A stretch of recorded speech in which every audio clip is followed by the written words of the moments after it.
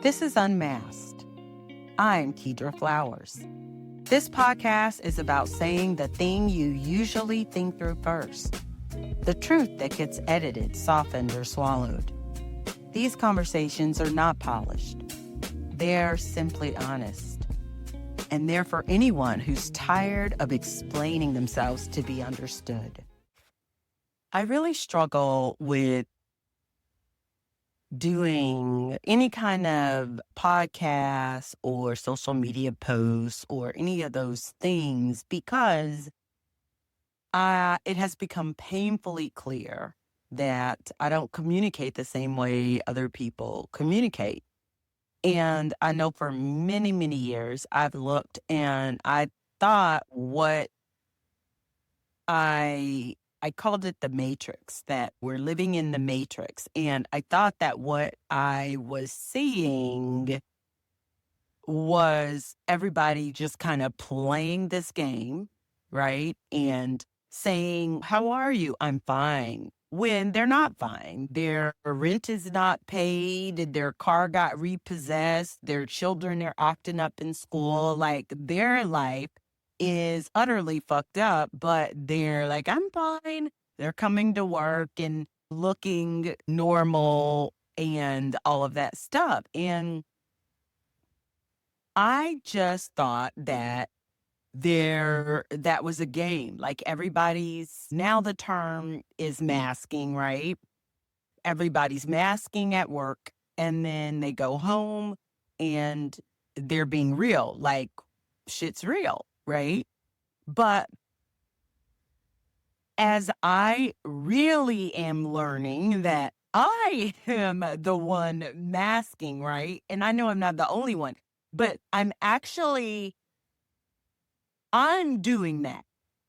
And what I'm learning now is that everybody else, like as in neurotypical kind of, that's its own, I can go off on a tangent there, but I'm not. But neurotypical normal people are not masking. Like literally, they're following instructions. So like if they're in the office and they're being cordial and they're not bringing their home stuff into the office and they're saying, hi, good morning, fine, how are you? I'm fine, how are your kids? They're fine. They're not masking per se in that situation. What that is following directions. They're just doing what normal people do. What makes it masking for me that now I can understand is that is not what I would do. Like, I'm going to tell you what the truth is. Like, shit is fucked up right now. I'm in pain from my head to my foot. They don't know what it is. It's some kind of autoimmune, unspecified, blah, blah, blah. And then I'm just going to overshare. At the end of that, everybody's uncomfortable, right? So over years, as I have those kind of encounters, I've started to slowly silence myself, right? So whereas I would go online and do YouTube things and whatever before the podcast things were like the big thing, but I would just ramble and talk about different things. Now I've started to silence, or for the last, I'd say 10 years, I've silenced myself because I started to realize I'm not normal. Like I'm not normal. These people aren't, well, they are faking, but they're not faking. Like that's their life. That's their life. But if you're listening to this, give me your feedback on it. I mean, I definitely could be wrong, but like this matrix thing, it's real to them. Whereas it's not real to me. I see through it. I may choose to participate. I may choose to say fine. I may choose to say good morning. I may choose, But at no time am I detached from the reality that it's not necessarily a good morning. Not for being, and not for you either. Like, I'm never detached from that fact. I am just participating in this social norm behavior kind of thing. And it's just really, it's a lot. And as I look back and I see in most recent years where my body literally started having physical breakdowns, it took all of that for me to wake up and realize this is affecting me in all kinds of levels. And I wasn't present to it, I guess. I just, it was survival. It just simply was survival. So I don't know. It's interesting. I don't, so bottom line, as far as podcasting or talking or whatever, where these conversations will go, I have no clue. I want to do a podcast. I want to talk about things like this, just life stuff. I want to talk about what's happening in a reality, right? And get feedback and understand how other people view it. And that's where I am. That's what I want to talk about. That's what I want to do. And I want to be free to go wherever it takes me. I don't want to be trapped and silenced and can't say certain things. I just don't want to do that. And I'm not willing to do that. So this conversation is just gonna be real. And at least from my perspective, right? It's gonna be what I see, even though it might be uncomfortable to say. Um, because I don't think the same way as everybody else. I think similar to some people, and thank God I found those groups. I found neurodivergent groups where I can be a part of a community and we quasi speak the same language. We do, but we're not all the same, which is still in and of itself, um, it's refreshing. When you've lived in a world where everybody else agrees that you walk in the room and you should just say good morning, even if it's not a good morning. You leave the room, you should say goodbye, even if you don't want to say goodbye, right? But everybody agrees to this. And I've always been one to go, who made the rules? Like, where is this book of rules and who made them? And oh my God, if I say that to the wrong people, oh my God, then they go, oh, it's the Bible. The Bible is the book. Oh my God. Can we stay? Can we? Okay. Like, oh, oh my God. And definitely don't go into the lion's den and whatever, or the Garden of Eden. And, like, and nothing wrong with people's beliefs and all of that. But, like, I want to talk about real, like, for me, reality, like reality. Can we touch it, feel it? Like what is that? And, rules are not things oftentimes that you can touch and feel or whatever. So where did this social rule book come from? I don't know. It's interesting. I was actually at lunch with a friend of mine, a friend of what, 42 years at this point. And we were having this conversation because she's huge into etiquette, and which to me are just they're rules. And so it's been funny because for her, etiquette is what she does, it's who she is, it's how it fits. And I have none. Zero. Like, I actually am anti-etiquette. Maybe that'll be the name of this podcast because I can't decide what the name of the podcast should be, but maybe it should be anti-etiquette.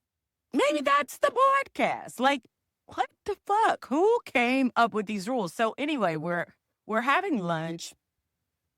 And we always have good conversations, but our conversations go sometimes into that domain I was just talking about, where it goes into we're like talking about everyday life situations. And then all of a sudden she goes to heaven and she starts quoting the parables or something like that. And I'm like, oh my God, stay right here, stay here with me. Right. But in this conversation, she actually, um, I don't know how the subject came up, but the subject of etiquette came up and rules. And I was like, well, I don't have them. I don't have them. And I never, so she has these etiquette events and she teaches and she has conferences. And in 42 years, maybe, and I don't really remember, I have to be honest, I might have attended one something, maybe. I think so, though. I think I went to one thing in 42 years, and I've never done it because I don't believe in it. It's like, okay, this is this fake, like somebody just made this shit up as a reason to exclude other people, and that etiquette, sororities, fraternities, church, I can go down a list of things that I think these organizations in general are created to exclude other people. So it's like, I don't know. It's the way my brain thinks. Now, typical people, normal people might think, no, they're created. And now I can see it this way. Let me just say, my whole life I wasn't typical, but um, normal people might think they're created as an inclusive, like-minded individuals come together. But what happens, at least from my view with the normal people, is they have these organizations, and then those organizations speak against people who are not part of that. They're not the in clique. They're not this. So, I go to the Baptist church and it's a smaller church, which I don't, but when I did, and they speak against the mega churches, right? And then you have the Kojic church that speaks against the Baptist church. And so really, it's no different than a gang that says we're going to wear blue and kill everybody in red. And then the red gang's killing everybody in blue. And you see like all of those same dynamics. And so I started seeing that as this human dynamic. Back to etiquette. You got to stay with me because we are dealing with a neurodivergent brain. And so I will go but if you stay with me, you'll get it. Okay, so back to etiquette. So, she explained to me, so I explained to her what I saw etiquette as, which I just kind of went and diverted there, but just this made up rule, very much like religion and all the other stuff. Just made up shit to exclude people, right? And so, um, because if you're listening to this and you felt a little repulsion based on that last comment about religion, it's more than likely that you've collapsed religion and God, the creator, as opposed to seeing them as two separate entities. So let me just say that. So, and then I digress. Let me go back. So I explained to her that I saw etiquette as that, right? And she said, really? So that's how you see it? I'm like, yeah. And then she proceeds to explain to me that actually what etiquette is, it is a set of rules of behavior that neurotypicals, normal society type people follow. And it is a way to well, here we go, exclude, but that's not what she said. It is a way to identify a certain class of people or a class of behavior. And that without those rules, knowing which fork to use, knowing which side to wear when you're at an event or a conference, which side your name tag should go on and why. Oh my God. What? She explained that to me that it should go on the left side because when you shake, it most people are right-handed, and when you shake, you're able to see the name tag on the left side versus when you shake right-handed. And what's interesting is I'm actually doing this as I'm saying it. It's so funny. And this is an audio recording, but I'm actually acting it out. So I'm doing the right hand shake and seeing that my forearm is actually covering my right breast, which would mean that that tag, if it were on the right side, would be covered. So they can't see your name. So really interesting. So she showed or explained that to me, or things about putting your arm on the table or things like that.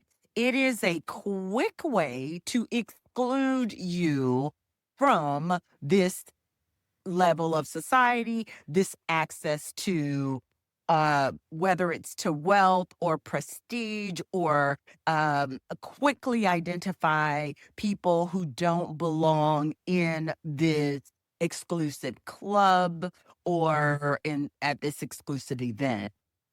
Or in this level of the boardroom when you're talking about business and executive groups and teams, which is really interesting. And so I never knew that. I mean, I didn't know that. It's still at its core is what I'm saying. But what happened there? Because here's the thing about neurodivergent.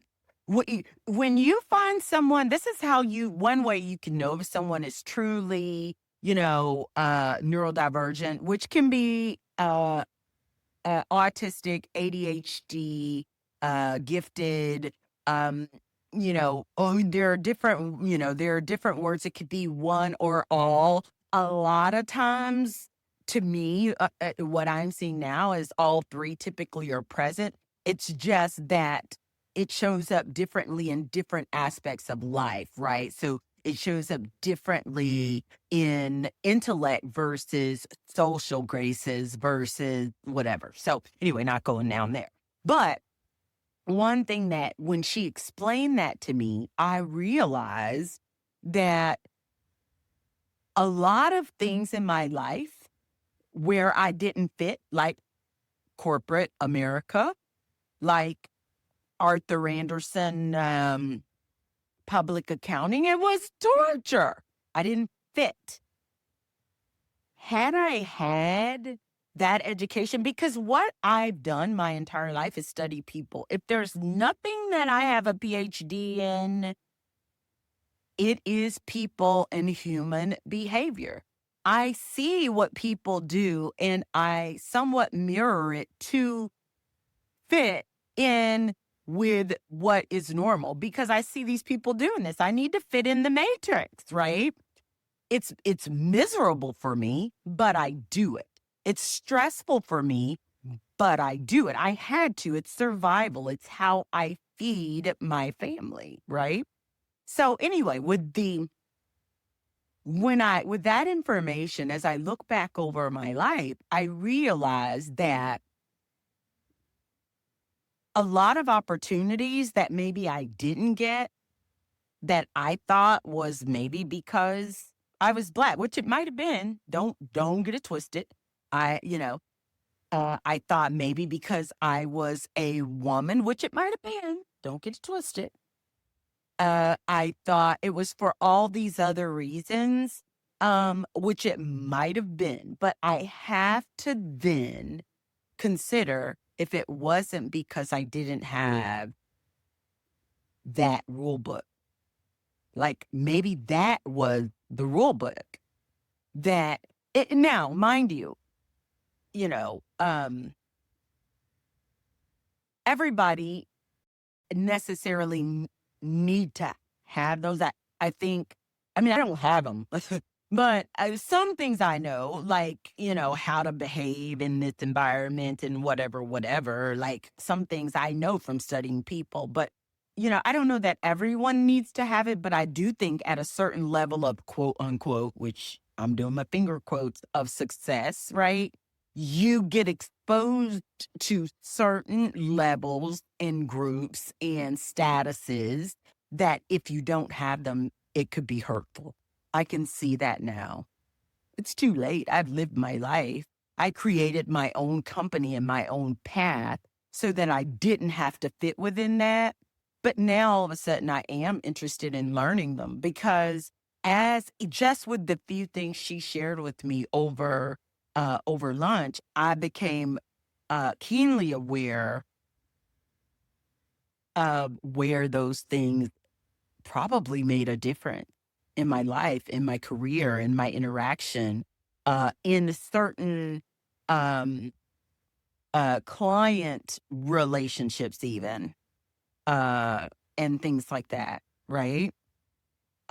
So it's real interesting. I just find it super interesting as I now am learning what normal is, or I'm sorry, learning to see neurotypical, quote unquote, normal behavior clearly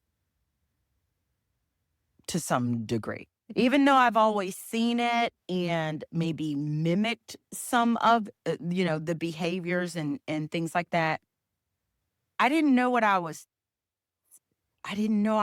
seeing it. I didn't know what I was looking at, right? Because I'm looking at it through neurodivergent eyes.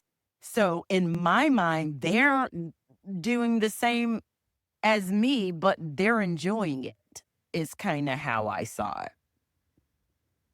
Not that this is really this is how this really works in their life. Like they really believe, they really believe these things. They're not just masking. So it's just an interesting um phenomenon.